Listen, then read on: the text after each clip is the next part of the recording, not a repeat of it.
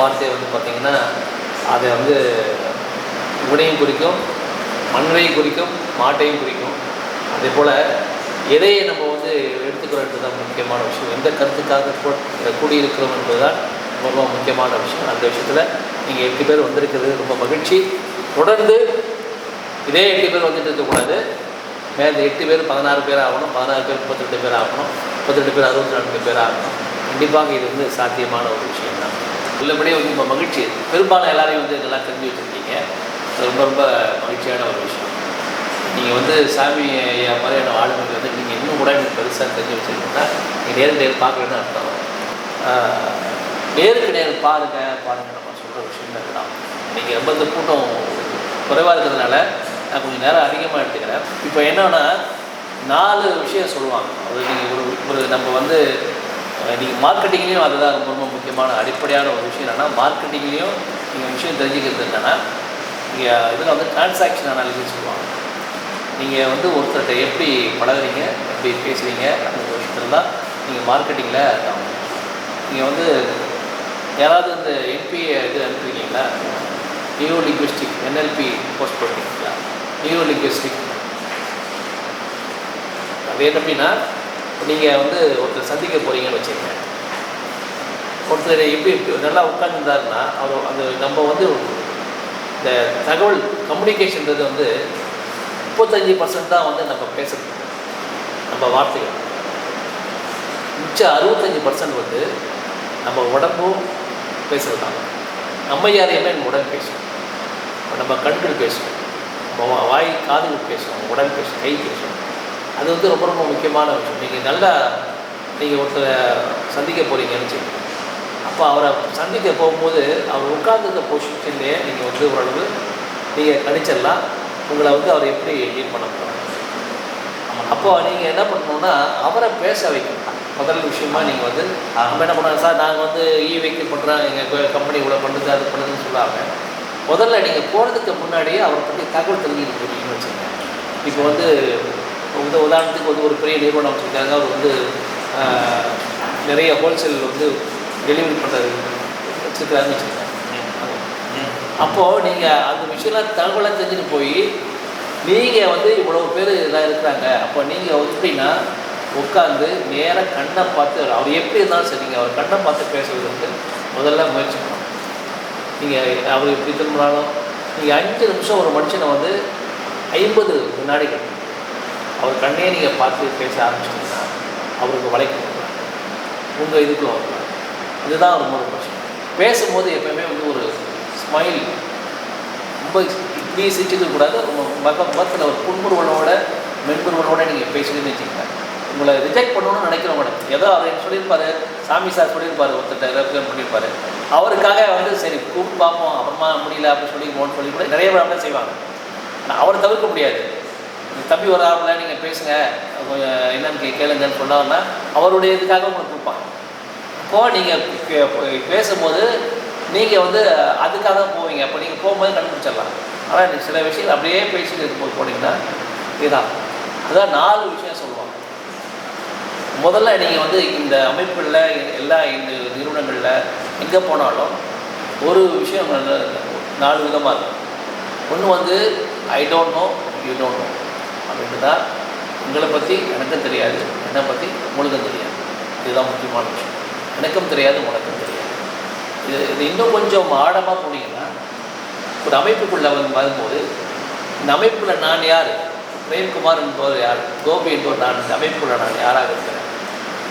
கோபியாக இருக்கிறார் பிரேம். ஆனால் நீங்கள் ஒரு ஆளாக இருக்கும்போது ஆள் என்பது வெறும் பேர் கிடையாது. வெறும் கோபின்றது பேர் கிடையாது, பேர் ஒரு அடையாளம் தான். கோபி என்பது அவருடைய செயல் என்ன, அவருடைய ஆக்டிவிட்டிஸ் என்ன, இதுதான் அவரை காமிக்கும். இப்போது நீங்கள் வந்து அப்படி வரும்போது நான் இந்த அமைப்பில் நான் யாராக இருக்கிறேன் இதுதான் ரொம்ப முக்கியமான விஷயம். அப்போ ஐ டோன்ட் நோ, நான் இங்கே வந்து நான் என்ன பண்ண போகிறேன், இங்கே வந்து என்ன செய்ய போகிறேன், நான் என்ன ரோல் இருக்குது அப்படின்றது தான் முக்கியம். அதுக்கு பிறகு வந்து இவங்களுக்குமே அடுத்து வரவங்களுக்கு நீங்கள் யாருன்னு தெரியாது, எனக்கு தெரியாது. ஸோ யூ டோன்ட் நோ, இதுதான் முக்கியமாச்சு. எனக்கும் தெரியாது, உனக்கும் தெரியாதுன்னு ஒரு விஷயம். கொஞ்ச நாள் பழகிங்கன்னு வச்சுக்கோங்க. அப்புறம் பழகும் போது இந்த 2 இப்படியே இருந்தோம்னா நேருக்கு சந்திக்கல, யாருமே சந்திக்கலைன்னா உங்களை பற்றி அவருக்கு தெரியாது, அவரை பற்றி உங்களுக்கு தெரியாது. அதுதான் கொஞ்சம் நேரம் போகிறீங்க, சந்திக்கிறீங்க, பேசுகிறீங்க, பழகுறீங்க. அதே மாதிரி ஒரு கான்வர்சேஷன் நீங்கள் தொடரும் போது கொஞ்சம் கொஞ்சமாக என்ன பண்ணுவார், அவர் வந்து உங்களை கணிச்சிட்டு இருப்பார். அப்போ நினச்சிட்டு இருப்போம், சரி இவரை வந்து கவனிக்கலை, இந்த ப்ராடக்டை பார்க்குறாரு. முதல்ல உங்கள் ப்ராடக்டை பார்க்கறதுக்கு முன்னாடி உங்களை தான் பார்ப்பாங்க.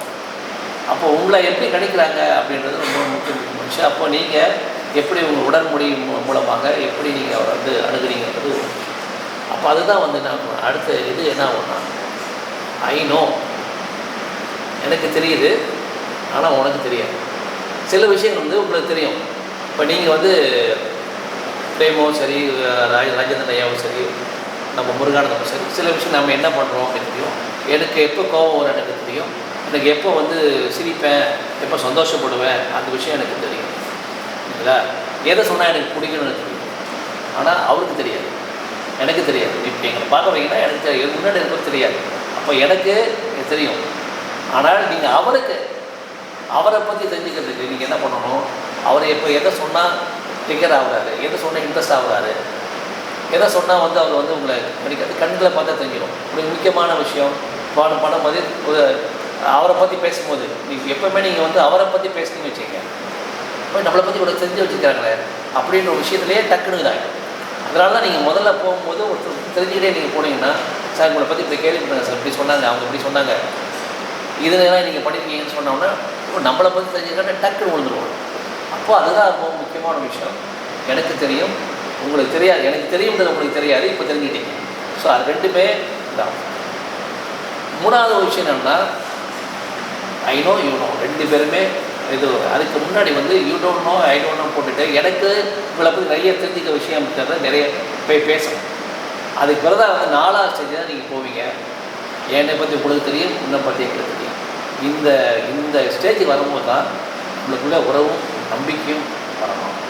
நீங்கள் அதனால் நீங்கள் வந்து ஒரு பிஸ்னஸ்க்கு போனீங்கன்னா மார்க்கெட்டிங்கில் இருக்கவங்களுக்கு தெரியும், ஒரே சந்திப்பில் கோடி ரூபா பிஸ்னஸ் எடுக்கிறவங்க இருக்கிறாங்க, 10 சந்திப்பில் கோடி ரூபா பிஸ்னஸ் எடுக்கிறவங்க இருக்காங்க. ஆனால் இந்த சந்திப்பு ஒவ்வொரு டைமும் வந்து நீங்கள் வந்து இந்த ஒரே டைமில் சந்தித்து வந்து 1 கோடி ரூபா பிஸ்னஸ் எடுத்துகிட்டு போனவங்க பெரும்பாலுமே கணக்கு எடுத்துருக்காங்கன்னா ரிலேஷன்ஷிப் ரொம்ப நாள் போகிறது இல்லை. ஆனால் 10 தடவை சந்தித்து ஒரு பிஸ்னஸ் எடுக்கிறாங்க பார்த்தீங்களா, அவங்களுடைய பிஸ்னஸ் ரிலேஷன்ஷிப் வந்து ரொம்ப ஸ்ட்ராங்காக இருக்குன்னு சொல்கிறாங்க. அப்போது நீங்கள் ஒவ்வொரு முறையும் சந்திக்கும் போது உங்களுடைய அவரை பற்றி நீங்கள் தெரிஞ்சுக்கிறீங்க, உங்களை பற்றி அவர் தெரிஞ்சுக்கிறாரு. 2 பேருக்குள்ள ஒரு உறவு வந்து ரொம்ப ஸ்ட்ராங்காக போட்டுக்கிறாங்க. இது ரொம்ப ரொம்ப முக்கியமான ஒரு விஷயம். அதனால தான் நம்ம நேருக்கு நேர் சந்திங்கன்னு சொல்கிறோம். இங்கே நேருக்கு நேர் சந்திக்கிறதுனால வந்து என்ன நடந்துட போகுது அப்படின்ட்டு இங்கே பார்க்கறத கூட பெருசாக பார்த்துட போகிறோம்னா, சார் வந்து இப்போ ரிலாக்ஸாக இருப்பார் அப்படின்னு உங்களுக்கு ஒரு டைம் போனீங்கன்னா, அப்போ அவர் நிறைய விஷயம் அவர் சொல்லுவார். அவர் பிஸ்னஸ் ஆரம்பித்து எல்லாருடைய மனுஷன் கதையிலும் ஒரு பின்னாடி ஒரு கதை. அதுதான் ஒரு இது சொல்லுவாங்க, வந்து ஒரு ட்ரெயினில் வந்து வந்துட்டுருக்காங்க. அப்போது ஒரு பையன் வந்து 20 வயசு பையன் ஒருத்தன் அவங்க அப்பா அம்மா பக்கத்தில் இருக்காங்க. எதிரில் வந்து இன்னொரு இடையில் இருக்காங்க, புதுசாக கல்யாணம் 2 பேர் இருக்காங்க. அப்போ இந்த பையன், இந்த 20 வயசு பையன் சொல்கிறான், ட்ரெயினில் வரும்போது, அப்பா அங்கே பாருங்களேன் வேகமாக போகுது, அப்பா அங்கே பாருங்களேன் பறவை பறக்குது, அப்பா அங்கே பாருங்களேன் மரம்லாம் போய்கிட்டு முன்னாடி. இவங்க ஒரு மாதிரி என்னடா இந்த பையன், சின்ன பையன் பேசினா பரவாயில்ல, 20 வயசு பையன் இப்படி பேசிட்டு இருக்கிறானே அப்படின்னு இவங்க ரொம்ப அப்படியே மாறி பார்க்குறாங்க. அப்போ வந்து என்ன பண்ணால் ஒரு இடத்துல நிற்கும் போது ஒரு பலாப்பழம் விற்கிறாங்க. இது என்னப்பா, இதுதான்ப்பா பழம், இதுதான் பலாப்பழமா அப்படின்னு இவங்க கேட்குறாங்க. அப்போ இவங்களுக்கு வந்து மாதிரி இருந்தவுடனே இவனுக்கு ஏதோ மனநிலை சரியில்லாத பையன் போட்டோன்னே இவங்க பொறுமையாக கேட்குறாங்க, ஏங்க பையன் ஏதாவது ஹாஸ்பிட்டலுக்கு கூப்பிட்டு போய் நல்லா டாக்டர்கிட்ட காமிச்சிருக்காங்க.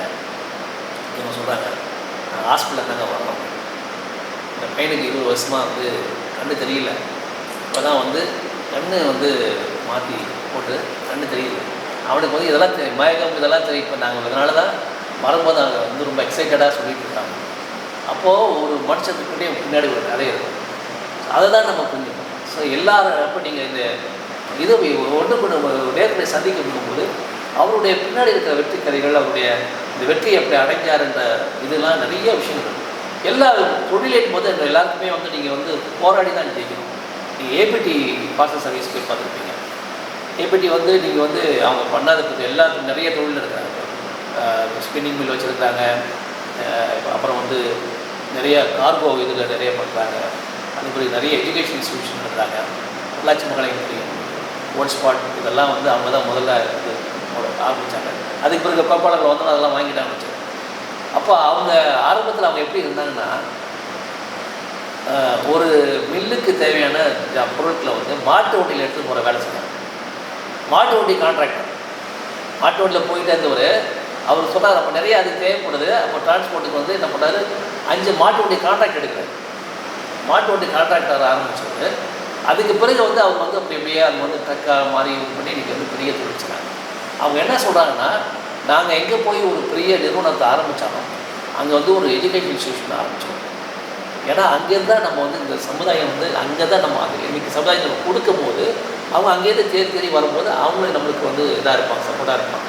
அதனால தான் நம்ம வந்து நாங்கள் எங்கே போனாலும் இன்ஸ்டியூஷன், அதனால தான் அவங்களுக்கு தேவையான ஆட்கள் வந்து கிடைக்கிட்டே இருக்காங்க.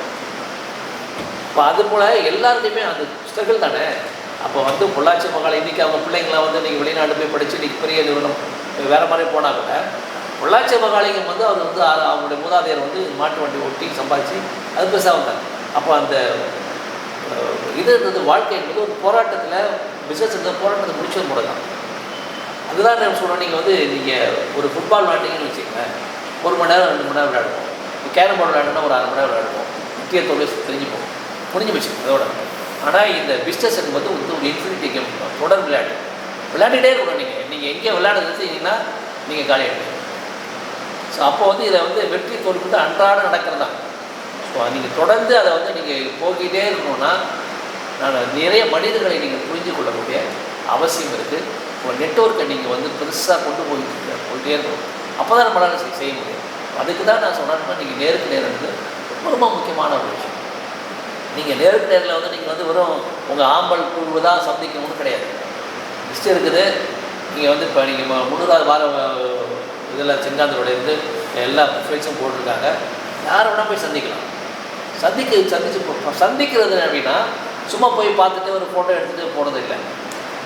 நீங்கள் 1/2 மணி நேரம் வந்து அவங்களுடைய பிஸ்னஸ் என்ன, அவங்களுடைய கிளைண்ட்ஸ் யார், அவங்க யாரை வந்து இப்போ எப்படி அவங்களுக்கு வந்து நீங்கள் வணிக வாய்ப்பு அவங்களுக்கு எடுக்கிறாங்க, எங்கேருந்து வணிக வாய்ப்பு அவங்களுக்கு கொடுக்குறாங்க, எப்படி வந்து என்னென்ன பொருட்கள் அவங்களுக்கு தேவைப்படுது, நீங்கள் அவங்களுக்கு எப்படி சப்போர்ட் பண்ணலாம், அவர் மூலமாக நீங்கள் எப்படி சப்போர்ட் வைக்கிறத எல்லா விஷயத்தையும் நீங்கள் அவர்கிட்ட டிஸ்கஸ் பண்ணணும். அப்போது ஒவ்வொருடைய நீங்கள் சந்திக்கிற போது என்னென்னா அந்த வாழ்க்கை அனுபவங்கள், புதுசான உத்தி, அவங்க எப்படி பிஸ்னஸை இது பண்ணுறாங்க, பிரச்சனைகள் வரும்போது எப்படி டேக்கிள் பண்ணுறாங்க, இதெல்லாம் நம்மளுக்கு தெரிஞ்சிடும். அப்போ இது ஒரு பெரிய அறிவு கொள்முதல் இல்லாமல் அவரோட நட்பு அதிகமாகும்.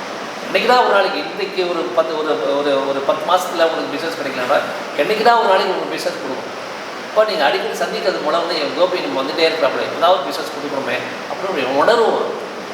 இப்போ அவர் இப்போ வந்து இப்போ தமிழ்நாடு இருக்காரு, தமிழ்நாடு தம்பி ஒரு பிஸ்னஸ் பண்ணுறாருன்னு வச்சுங்களேன், யோசிப்பார்ல, தம்பி ஒரு பிஸ்னஸ் பண்ணுறான், அவனுக்கு எப்படியாவது வந்து அவனை பிடிச்சி கொடுக்கணும், அந்த பேரை பிடிச்சி கொடுக்கணும்னு நினைக்க மாட்டாரா? அப்போ அந்த இதை வந்து நீங்கள் வந்து அவருடைய தம்பி மாதிரி கோபி வந்து தமிழ்நாடு தம்பி மாதிரி ஒரு நினைக்க ஆரம்பிச்சாருன்னா கண்டிப்பாக அவருக்காக வந்து கொடுத்து செய்வார். ஏதாவது போகிற இடத்துலலாம் அவரை பற்றி பேசுவார். எங்கடா ஒரு கான்வர்சேஷன் வரும்போது நம்ம டூர் போகிறீங்களா, அருமையான இது டூர் ஆப்ரேட்டர் கிட்ட இருக்கிறாரு, டக்குன்னு சொல்ல முடியும். வெளிநாடு போகிறீங்களா, இவர் வந்து நம்ம இவர் இருக்காரு, அது பேர் என்ன, ஜெயபால் காசி இருக்காரு. ஸ்வீட் வேணுமா உங்களுக்கு பெரிய இது நடத்துறீங்களா, ஸ்வீட் வேணுமா இவங்களுக்கு வந்து இப்போ எங்கள் இதில் இருக்கிற வெங்கடேஸ்வர பேக்கரி இருக்குது. இப்போ இப்படி நிறைய விஷயங்கள் போது எல்லா மனசும் உள்ளே வச்சுக்கணும். நம்ம ஒரு குடும்பமாக அந்த உணர்வு வந்துருச்சுன்னா எங்கே போனாலும் நீங்கள் அதை வந்து பிஸ்னஸ் நீங்கள் வந்து பேசுவோம். ஸோ இதுதான் இந்த அமைப்பினுடைய நோக்கமே. அதுதான் நம்ம வந்து ஒன்றா சேர்ந்து ஒருத்தர் வந்து சப்போர்ட் பண்ணி கொண்டு போகணும்னா நீங்கள் வந்து நீங்கள் சாருக்கு தெரியும், அந்த அன்றாடம் அந்த பெரிய வணிகத்தில் இருக்கிறவங்களுக்கு தெரியும், ரீட்டைல் மார்க்கில் இருக்கிறவங்க தெரியும், மார்வாடிகள் அப்படி தான் இருக்காங்க, ராஜஸ்தானிகள் அப்படி தான் இருக்காங்க, பார்சிகள் அப்படி தான் இருக்காங்க. நீங்கள் பார்சிகள் எடுத்துட்டிங்கன்னா ஒரு பார்சி கூட வந்து கவர்மெண்ட் சர்வெண்ட்டில் இருக்க மாட்டாங்க. பெரிய பார்சிகள் வர யாருமே வந்து கவர்மெண்ட் சர்வெண்ட்டாவோ பெருசாகவோ இருக்கிறதில்ல. எல்லா பார்சியும் வந்து பிஸ்னஸ் தான். எல்லா பார்சியுடைய பிஸ்னஸும் வந்து குறைந்தபட்சம் 1 கோடி ரூபாய் டர்னர் வருஷத்தை பண்ணுவேன், அவன் தான் அங்கே ஏழை, பார்சிகளில் ஏழை. எல்லா பார்சியும் வந்து கோடிக்கணக்கில் பிஸ்னஸ் பண்ணுறாங்க. ஏன் அவங்களால அப்படி செய்ய முடியுதுன்னு சின்ன கூட்டமாக இருந்தால் கூட அவங்களுக்குள்ள அந்த ஒரு ஒற்றுமை. நீங்கள் கோத்ரேஜ் எடுத்துக்கங்க, புனேவாலா எடுத்துக்கங்க, டாட்டா எடுத்துக்கங்க, எல்லாமே பார்ட்ஸ் அவங்களுக்குள்ள போட்டியே வராது. எங்கே ஒரு பெரிய கான்ட்ராக்ட் எடுக்கும்போது அவன் என்ன பண்ணுவான்னா இந்த இன்ஃப்ராஸ்ட்ரக்சருக்கு இன்னொரு பார்ட்ஸ் கிட்ட கொடுத்துருவான். இப்படி தான் நடக்குது. இதை வந்து நம்ம இந்த விஷயத்தை நம்ம புரிஞ்சுக்கிட்டோம்னா தான் நம்ம வந்து தமிழர்கள் வந்து மிகப்பெரிய இடத்துக்கு நம்ம போக முடியும். நீங்கள் இப்படியே நம்ம போகிட்டு இருந்தோம்னா நீங்கள் ஒன்றும் இல்லை. இன்றைக்கி வந்து இருக்கிற நம்ம எல்லாம் பிஸ்னஸ் பண்ணுறோம், என்ன நினைக்கிறோம், எல்லாமே நல்லா இருக்குது, நம்ம பிள்ளைங்களாம் நல்லா படிக்கிறாங்க, வெளிநாடுகளில் போய் செட்டில் ஆகுறாங்க, அதுதான் நம்ம வெற்றி நம்ம நினச்சிக்கணும். ஆனால் இந்த காலகட்டத்தில் நம்ம பிள்ளைங்க இப்போ வெளிநாடு போய் என்ன பண்ணுறாங்க, இன்னொரு அமெரிக்காரங்க வேலை செய்யணும், அவ்வளோதான். தொழில் முனைவராக இருப்பதில் தான் நீங்கள் வந்து ஆளுமை செய்கிறீங்க. தொழில் செய்யும்போது தான் நீங்கள் வந்து பெரிய ஒரு அதிகாரம் மையம் உங்கள் கையில் இருக்கும், இல்லைன்னா முடியாது. நீங்கள் வந்து நம்ம வந்து இன்றைக்கி இந்திய அரசாங்கம் இருக்கட்டும், இந்த தமிழ்நாடு அரசாங்கம், எந்த மாநில அரசாங்கம் இருக்கட்டும், யார் பாலிசியை வந்து போய் டாமினேட் பண்ண முடியும், யார் பாலிசி அந்த எடுக்கிறதுல வந்து இன்றைக்கி ஒரு பொருளுக்கு வரியை குறைக்கணும், வரியை கூட்டணும் அப்படிலாம் யார் சொல்லிட்டு செய்கிறாங்க, தொழில் முனைவர்களாக செய்கிறாங்க. இந்த தொழில் அது பார்த்தா அவங்களால தான் ஆளுமை செய்ய முடியும். இன்றைக்கி வந்து இந்த நீங்கள் கட்டுமான தொழில் வந்து செய்கிறவங்க நீங்கள் ரொம்ப ஸ்ட்ராங்கான கிரடாய் வந்து ஒரு ஸ்ட்ராங்கான யூனியன் இருக்கிறதுனால தான் போய் சிஎம்டியில் போய் எஃப்எஸ்ஐயில் போய் இது குறைங்க, எஃப்எஸ்ஐ குறைங்க அப்படின்னு சொல்ல முடியுது அவங்களால, அதுக்காக செய்ய முடியுது. கிரடாயின் மாதிரி ஒரு அமைப்பு இல்லைன்னு வச்சுங்களேன், பண்ண முடியும். இப்போ அதே போல் தான் தமிழர்களுக்குன்னு ஒரு அமைப்பு, தொழில்முறை ஒரு அமைப்பு ரொம்ப எவ்வளோக்கு எவ்வளோ வலிமையான ஒரு அமைப்பாக இருக்குதுச்சுன்னா அப்போ போய் அரசாங்கத்தை நம்ம சொல்லலாம். ஒரு பாலிசி செய்யும் போது நீங்கள் பண்ணுறது தப்பு, நண்பர்களே. நீங்கள் 35 லட்சம் எம்எஸ்எம்இ வந்து க்ளோஸ் ஆகிடுச்சு. எனவே நீங்கள் டிஆர்டி கேஸ் எல்லாம் பார்த்தீங்கன்னா எல்லா டிஆர்டி கோர்ட்லேயுமே எம்எஸ்எம்இ நடத்துகிறவங்களுடைய இதுதான் கேஸை நிறைய கிடைக்கும். அவ்வளோ கோடிக்கணக்கான சொத்து வந்து நீங்கள் வந்து கடன் தீர்ப்பாயத்தில் அமைக்கணும். தொழிலே நடத்த முடியல, வங்கிகளுமே நான் இந்த எம்எஸ்எம்இடைய இந்த கொரோனாக்கு பிறகு இந்த சிறு குறு தொழில் செய்கிறவங்களுடைய கஷ்டத்தை பார்க்கறதில்லை. அவன் வந்து ரெண்டு டியூ கட்டலாம், 3 டியூ கட்டினா என்பிஐ போட்டுறாங்க. அதோடு என்ன ஆகுதுன்னா அவங்கள வந்து மன உளைச்சலுக்கு ஏற்படுத்தி பிஸ்னஸ் பண்ண முடியாமல் பண்ணிடுறாங்க. இதெல்லாம் வந்து பெரிய நிறுவனம் நடக்கிறதில்லை, சின்ன நிறுவனங்களுக்கு தான் இதெல்லாம் நடக்குது. அப்போ வங்கிகளுக்கும் காசு போகல, சொத்தையும் விற்க முடியல, இவங்களும் வணிகம் பண்ண முடியல. இப்படியான சூழலுக்கு வந்து இதை ஏன் தடுக்க முடியாமல் போயிடுச்சு அப்படின்னா இந்த சிறு குறு தொழில் செய்வங்களுக்கு ஆனால் ஒரு ஸ்ட்ராங்கான அமைப்பு யூனியன் கிடையாது. அரசாங்கத்தை பேசுவதற்கான ஒரு இது கிடையாது. அரசாங்கத்தை போய் வந்து காலேஜில் வந்து இதில் பண்ணு, நீங்கள் வந்து 2 என்பிஏ போடுறீங்க டிஆர்டியில், அதுக்கு பதிலாக இந்த வந்து டெத் ரிகவரி இதில் வந்து சட்டத்தில் மாற்றுங்க, இவ்வளவு வரைக்கும் ஒன்று டேர்ன் ஓவர் பண்ணுறவங்களுக்கு வந்து நீங்கள் வந்து என்பிஏ வந்து 6 மாதத்துக்கு போடுங்க அப்படின்னு நாங்கள் சொல்லணும். நாங்கள் வந்து ஒரு நோட் எழுதி கொடுத்துருக்கோம். ஆனால் எங்களுக்கு வழக்கறிஞர் சங்கம் கொடுக்குறத வந்து பெருசாக என்ன நினைப்பாங்கன்னா வழக்கறிஞர்களுக்கு வழக்குக்காக பண்ணுறாங்கன்னு நினைப்பாங்க. ஆனால் தொழில் முனைவர்கள் போய் அந்த இதை கேட்கலாம். இதெல்லாம் நமக்கு வந்து செய்யக்கூடிய வாய்ப்புகள் வந்து எப்போ வரும் அப்படின்னா நமக்குன்னு ஒரு அமைப்பு வந்து ஒரு வலிமையாக இருக்கும்போது தான் பண்ணும். ஒரு தனிநபரை போய் கேட்பதற்கும் ஒரு அமைப்பாக நீங்கள் கேட்பதற்கும் நிறைய வித்தியாசம். அப்போ அந்த அமைப்பாக நம்ம திரள்வதற்கு நமக்கு வந்து ரொம்ப ரொம்ப முக்கியம். வணிக சங்கத்தில் இருக்கிறனால வணிக சங்கம் ஸ்ட்ராங்காக இருக்கிறனால சில விஷயங்கள் நம்மளால் செய்ய முடியுது. வணிக சங்கம்னு ஒன்று இல்லைன்னா அதுதான் அவங்க சொல்லுவாங்க, தங்கம் சாதிக்காது தங்கம் சாதிக்கும்னு சொல்லிட்டு இருப்பாங்க. இதுதான் ரொம்ப முக்கியம். அப்போ நமக்கு வந்து இந்த அமைப்பு ஏன் அப்படின்னா நம்ம வந்து இன்றைக்கி இருக்கிற சூழல் பார்த்திங்கன்னா நீங்கள் ஏர்போர்ட் எடுத்து இவ்வளோ பரந்தூர் ஏர்போர்ட்டுக்காக வந்து அரசாங்கம் வந்து ஆளாக பறக்குது. ஏன்னா போது எல்லா விவசாய நிலத்தையும் பிடிங்கி எல்லாம் பண்ணி ஏர்போர்ட்டை கட்டிட்டு போகுது. ஏலம் விடுவோம், அதானியோ அம்பானியோ எவ்வளோ வந்து அந்த ஏர்போர்ட்டுக்கு பேரே அதானி ஏர்போர்ட் மாறி இந்த சரி அப்படி ஏலம் விடும்போது தமிழர்கள் சேர்ந்து எங்களுக்கு வந்து அந்த ஏர்போர்ட்டை நாங்கள் நடத்துகிறோம் அப்படின்னு செய்யக்கூடிய வாய்ப்பு இருக்குதா? அதுக்கான ஒரு கன்சோர்ட்டிவ் இங்கே நம்மளால் செய்ய முடியுமா அப்படின்னா இப்போ அதுக்கான வாய்ப்பே இல்லாமல் செய்ய முடியாமல் இல்லை. இங்கே இருக்குப்பா ஏபிடி பாஸ் சர்வீஸ் இந்த அப்புறம் வந்து சிம்சன் குரூப் எல்லாமே சேர்ந்தாங்களாலே 5 பேர் சேர்ந்து ஒரு கன்சோர்ட்டிவ் பண்ணிச்சாங்களே பண்ணிடலாம். ஆனால் அவங்க செய்ய மாட்டாங்க. இதுதான் முக்கியமான விஷயம். அப்போ இந்த நமக்கான அடையாளங்கள் எல்லாமே போயிடும். நீங்கள் நிலத்தை இழந்தீங்கனால உங்கள் இடத்தினுடைய அடையாளம் போயிடும். அதுதான் ரொம்ப முக்கியம். அப்போ இதெல்லாம் நம்ம செய்யணும் அப்படின்னா நமக்குனா ஒரு அமைப்பு நிறைய வலிமையாக ஒரு அமைப்பு கட்டி எழுப்பணும் அப்படின்றது தான். அப்போ சின்ன சின்ன தொழில் செய்கிறவங்க கூட அவங்க ஒரு பெரிய டேர்ன் ஓவர் கொண்டு போகணும். இப்போ வந்து பிரேமுடைய டேர்ன் ஓவர் வந்து வருஷத்துக்கு வந்து ஒரு 10 கோடி ரூபா பண்ணுனாருன்னா ஒரு அடுத்த ஒரு 3 வருஷத்தில் வந்து 100 கோடியாக மாற்றுறதுக்கு அவர் ஒரு பிளான் வச்சுக்கணும். அதை சுற்றி இதுதான் என் பிளானுங்க அப்படின்னா நம்ம வந்து ஒரு 20 பேர் 30 பேர் சேர்ந்து அந்த பிளானை நம்ம வந்து கொண்டு போகிறதுக்கான ஒரு என்னென்ன செய்ய முடியுமோ அதெல்லாம் செய்யணும். அது எப்போ சாத்தியம் ஆகும்னா நீங்கள் வந்து உங்களுடைய நட்பு உங்களுடைய உறவு பலமாக இருக்கும் போது பண்ண முடியும். அது நீங்கள் நேருக்கு நேர் கண்டிப்பாக பார்க்கணும். நேருக்கு நேர் சந்திக்கலைன்னா கண்டிப்பாக நம்ம வந்து பெருசாக சாதிக்கவே முடியாது. வாரம் சந்திப்போம், நட்பாக உறவாடுவோம், எல்லாம் போடுவோம், சாப்பிடுவோம், போயிடுவோம், முடிஞ்சு போச்சு. இதுதான் நான் சொல்கிறேன். நீங்கள் எப்போவுமே நீங்கள் வாரம் 6 நாட்கள் முழுவதுமே நேர்களை சந்திப்பதும் நீங்கள் அது செய்யணும். இது இல்லாமல் வந்து விருதுகளை அழைச்சி வரது ரொம்ப ரொம்ப கடமையாக நினச்சிப்பாரு. நீங்கள் மீட்டிங் எப்போ இன்ட்ரெஸ்டிங்காக இருக்குன்னா, இதே மீட்டிங்கில் ஒரு 5 விருதுகள் வந்துட்டான்னு வச்சுக்கோங்க, உடனே உங்களுக்கு தானாகவே உங்களுக்கு வந்து மகிழ்ச்சி இருக்கும், ஒரு உற்சாகம் நமக்கு இருக்கும் புதிய முகங்களை பார்க்கும்போது. அப்போ ஒவ்வொரு வாரமும் நீங்கள் ஒரு 5 புதுசாக விருதுகளை வந்துகிட்டே இருந்தாங்கன்னா கூட்டம் ரொம்ப இன்ட்ரெஸ்டிங்காக இருக்கும். நீங்கள் வந்து வருகையும் வந்துடும். இப்போ என்ன ஒன்றா அவரை தானே பார்க்க போகிறோம், பார்த்து போன வாரம் பார்த்தோம்னா இந்த வாரம் பார்க்க போகிறோம் அப்படின்னு கேட்டாங்க. நம்ம யாரும் வேலை வெட்டி இல்லாமல் இல்லை, எல்லாருக்குமே ஒரு வேலை இருக்குது, எல்லாருக்குமே தொழில் இருக்குது, நேரம் இருக்குது, நேரம் குறைபாடு இருக்குது. நம்ம நேரத்துக்கு வந்து சவாலாக தான் நமக்கு. ஆனால் இவ்வளோ பேர் நம்ம காலையில் எழுந்து இவ்வளோ நேரம் இங்கே வந்துடணும்னா அதுக்கு பொருள் இருக்கணும்னா கண்டிப்பாக இது வந்து எப்போ தெரியும் அப்படின்னா, நீங்கள் வந்து உங்கள் தொழிலை பற்றி ரொம்ப ரொம்ப சிம்பிள். 2 டெக்னிக் இருக்காங்க. முதல்ல உங்கள்கிட்ட சொந்தக்காரங்க, தெரிஞ்சவங்க, நண்பர்கள் யாரெல்லாம் தொழில் செய்கிறாங்கன்னு ஒரு லிஸ்ட் எடுத்துக்கணும். நீங்கள் ஒரு நாளைக்கு அவங்கக்கிட்ட ஒரு நாளைக்கு ஒரு 2 பேர்கிட்ட பேசுங்க. 2 பேர்கிட்ட பேசுங்க. உங்கள் உறவினர்கள் நண்பர்கள்ட்ட 2 பேர்கிட்ட பேசுங்க. அது போதும். ஒரு வாரத்துக்கு 12 பேர்கிட்ட பேசுங்க. 12 பேர்கிட்ட பேசினா 2 பேராவது விருதுதான் வருவாங்க. நீங்கள் 12 பேர்கிட்ட பேசாமல் 2 பேர்கிட்ட பேசுனீங்கன்னா வரமாட்டாங்க. இதுதான் ரொம்ப ரொம்ப சிம்பிளான டெக்னிக். 2வது வந்து என்னென்னா, உங்களுடைய கஸ்டமர் இருப்பாங்க, அதாவது உங்களுடைய சப்ளையர் இருக்கும். அவங்க வந்து தமிழ்நாடு இருக்கும்போது அவங்க போய் இந்த அமைப்பை பற்றி பேசணும். ஒரு நாளைக்கு வந்து ஒருத்தர் பேசணும். 6 பேரில் ஒருத்தர் வருவாங்க. அப்போ உங்கள் மூலமாக 3 பேர் வருவாங்க விருதுநகர். இப்போ யோசிச்சு பாருங்கள், இந்த காலை பத்தாது. இப்படி இருந்துச்சுன்னா கூட்டம் வந்து ரொம்பவும் உற்சாகமாக எனர்ஜியாக இருக்கும். அதுதான் நம்ம சொல்லுவோம். விருதுநகர் வந்துட்டாங்கனாலே அட்டண்டன்ஸ் எல்லாருக்கும் வந்து ஏன் நிறைய பேர் வர மாட்டாங்க அப்படின்னா, நம்ம போய் என்னத்தை பண்ண போகிறாங்க போய் பார்த்து அப்படி பேர் கொடுப்பாங்க, ஒரு போர்ட் மீட்டிங் மாதிரி சொல்லியிருப்பாங்கன்னு. இதுதான் நீங்கள் விருதுநகர் அழைச்சி வந்ததுக்கு அமைப்பை பற்றி பேசாமல் யாரும் வருவாங்க, உங்களை பற்றி சொல்லாமல் அவங்க பொருள் எப்படி தெரியும்? நாங்கள் வழக்கறிஞர் சொன்னால் தான் என்கிட்ட வருவாங்க. நாங்கள் ஆஃபீஸில் வந்து என் ஆஃபீஸுக்கு போர்டே போடுறதில்லை. ஆனாலும் என் நண்பர்கள் மூலமாக எனக்கு வந்துட்டு எந்த ஆஃபீஸ் இது வரைக்கும் என்னுடைய பாலிசியாகவே எங்கேயுமே நான் போர்டே போட்டதில்லை. 20 வருஷமாக நான் வழக்கறிஞராக போர்டே கிடையாது. ஆனாலும் எனக்கு நண்பர்கள் வருவாங்க. அந்த சர்க்கிள் எனக்கு இருக்கிறதுனால வந்துட்டே இருக்கிறேன். அதுதான் ரொம்ப முக்கியமானது. அந்த நீங்கள் நெட்வொர்க்கை நீங்கள் ஸ்ட்ராங்காக வச்சுட்டிங்கன்னா ஒரு பிஸ்னஸ் ஸ்ட்ராங்காக போய் ரோட்டரி சங்கம் இருக்குது, லயன்ஸ் கிளப் இருக்குது, இதெல்லாம் அது மாதிரி இல்லை. இது வந்து தொழில் அமைப்பு இல்லையா?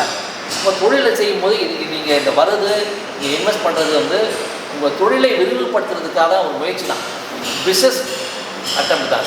ஸோ அந்த விஷயத்தை நீங்கள் யோசிச்சு பாருங்கள். அப்போ நீங்கள் ஒரு தொழிலுக்கு நீங்கள் புதுசாக வந்து ஒரு 25 பேர் இந்த கூட்டத்தில் ஒரு 10 பேர் இருந்தாங்கன்னு வச்சுக்கோங்களேன். ராஜதனையாவுக்கு வந்து ஒரு 10 பேரில் 2 பேராவது அவருடைய பொருளை வாங்க ஆரம்பிச்சிருக்காங்க. 2 பேராவது வந்து வேறு ஏதாவது புதுசாக செய்யலாமா, இவருடைய சினிமாக்காரனை யூஸ் பண்ணி டிஜிட்டல் மார்க்கெட்டிங் யூஸ் பண்ணிக்கலாமா, அல்லது வந்து சிசிடிவி தேவைப்படும். 10 பேரில் 2 பேருக்காவது சிசிடிவி தேவைப்படும், இல்லை அவர் நண்பர்களுக்கு தேவைப்படும். இதுதான் நம்ம வந்து பிஸ்னஸை வந்து டெவலப் பண்ணுறதுக்கு அதுதான் ஒரே பழி. அதனால் நீங்கள் வந்து மார்க்கெட்டிங் ரொம்ப ரொம்ப முக்கியம். மார்க்கெட்டிங் என்பது இந்த அமைப்பை பற்றி நீங்கள் சொல்கிறது தான் மார்க்கெட்டிங். இதை நீங்கள் அமைப்பை நீங்கள் மார்க்கெட்டிங் பண்ணும்போது மறைமுகமாக உங்கள் பொருளை நீங்கள் மார்க்கெட் பண்ணுறீங்க. இதை நான் நினச்சிக்கிறேன். அதனால் வந்து ரொம்ப முக்கியமான ஒரு விஷயம். 3வது என்னன்னா, நம்ம சொல்கிற ஒருவரின் வெற்றி யாவரது வெற்றி, ஒருவரின் இடர் யாவரது இடர்னு சொல்கிறோம். அது வெறும் முழக்கம் கிடையாது, வெற்று முழக்கமாக இருக்குது.